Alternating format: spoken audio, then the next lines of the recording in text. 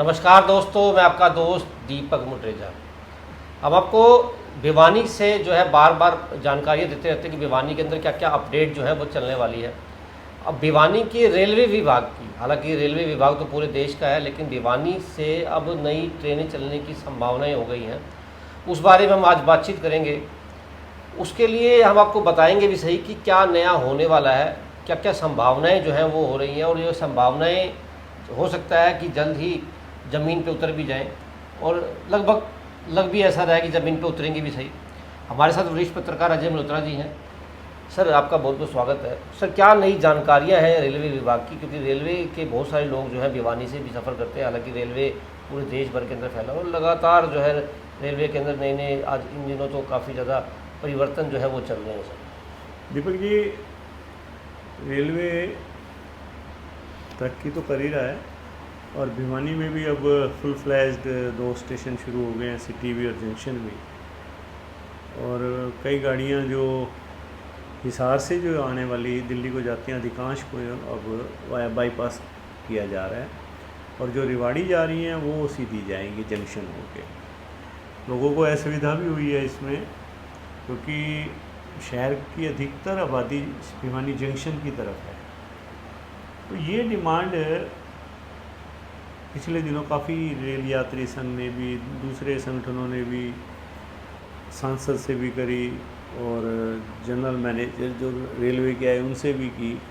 तो भिवानी के जो 2 सांसद हैं, किरण चौधरी जी और धर्मवीर जी, दोनों ने अब रेल मंत्री को पत्र लिखा था पीछे, भाई एक गाड़ी, क्योंकि सवेरे जो गाड़ी 6:50 6:40 पे जो चलती है वह हिसार दिल्ली है, और एक जो किसान है, ये दोनों अब बाईपास पे जा रही हैं। तो उन लोगों ने पत्र लिखा, भाई एक गाड़ी अलग से जो दिल्ली से चले और भिवानी तक आए, जंक्शन तक आए, मतलब हाँ भिवानी जंक्शन तक ऐसी चलाई जाए।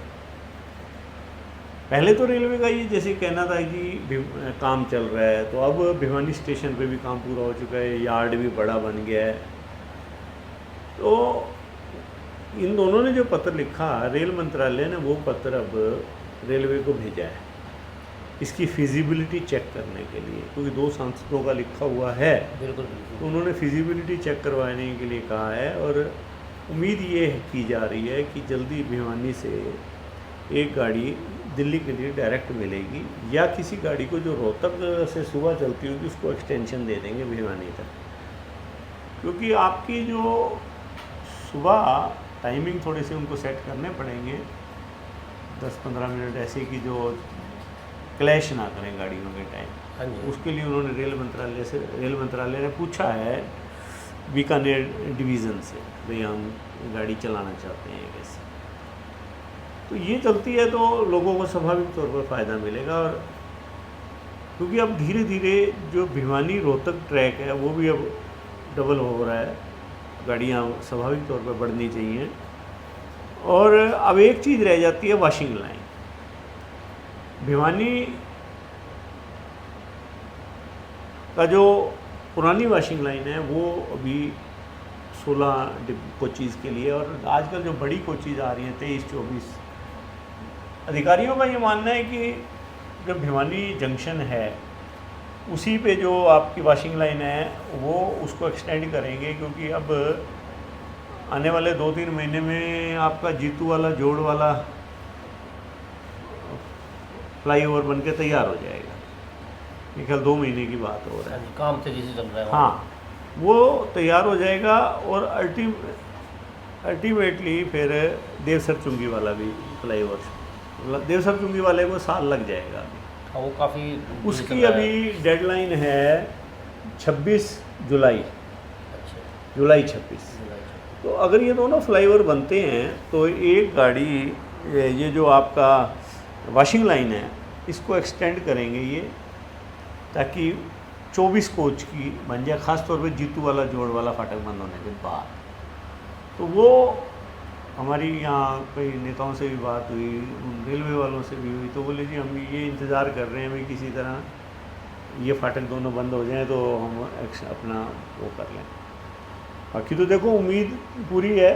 और समय, अब जैसे समय की बात है, अब दीपक जी रेलवे तो ये सोच रहा है कि फ्लाईओवर जो देवसर चुंगी वाला है वो भी फ्लाईओवर रेलवे ही बना रहे हैं, उसको पीडब्ल्यूडी या एनएच वाले नहीं बना रहे हैं, क्योंकि ज़मीन एनएच की है, एनएच ने पैसा रेलवे को दे रखा है। जितनी जल्दी रेलवे उसको पूरा करेगा उतनी जल्दी रेलवे अपनी वॉशिंग लाइन बनाने की स्थिति में आ जाएगा। इतना ज़रूर है, रेलवे ने इस बात की सैद्धांतिक फैसला लिया है भी हम इसी जो वॉशिंग लाइन है इसको बढ़ाता है।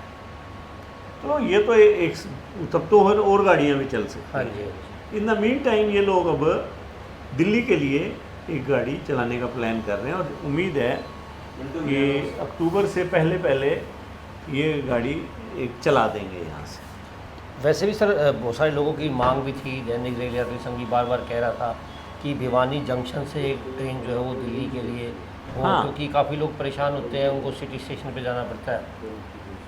बिल्कुल, अब देखो परेशानी तो स्वाभाविक है।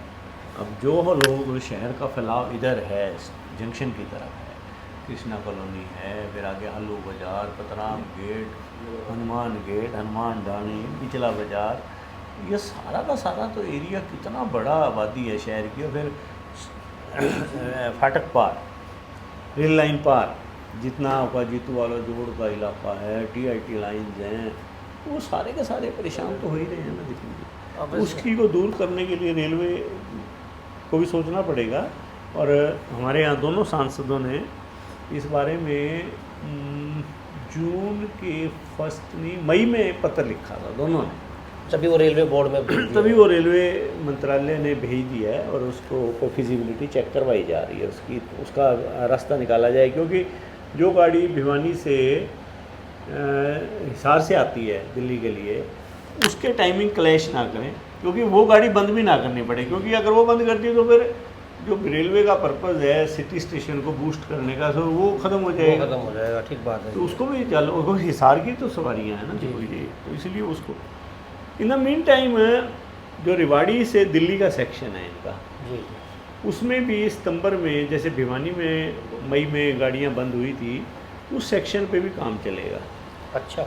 हाँ, कुछ गाड़ियाँ जो भिवानी से, एक दो गाड़ियाँ ऐसी हैं जो दिल्ली जाती हैं वाया रेवाड़ी, या फिर जो गाड़ियाँ इधर से आ रही हैं आपके सतनाली, लोहारू, सीकर, इधर से आ रही हैं, वो सादलपुर वाली लाइन पे वो भी इफेक्टेड होंगी।